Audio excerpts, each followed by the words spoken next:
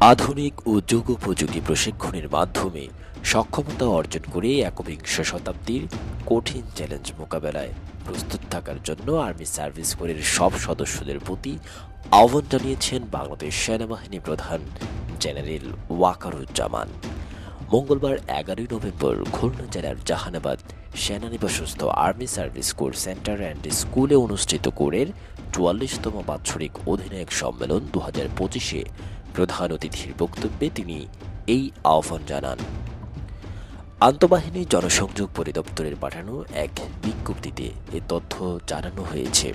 বিজ্ঞপ্তিতে বলা হয়, সেনাবাহিনী প্রধান এএসসিসি অ্যান্ড এসে পৌঁছালে তাকে আর্মি ট্রেনিং অ্যান্ড ডক্ট্রিন কমান্ডের আরডক জিওসি ৫৫ পদাতিক ডিভিশনের জিওসি ও যশোর এরিয়ার এরিয়া কমান্ডার এবং এএসসিসি অ্যান্ড এসের কমান্ডেন্ট অভ্যর্থনা জানান।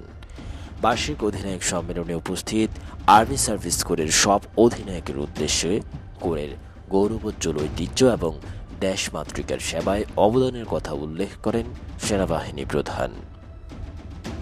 সেই সঙ্গে আধুনিক ও যুগোপযোগী প্রশিক্ষণের মাধ্যমে সক্ষমতা অর্জন করে একবিংশ শতাব্দীর কঠিন চ্যালেঞ্জ মোকাবেলায় প্রস্তুত থাকার জন্য কোরের সব সদস্যদের প্রতি আহ্বান জানান তিনি।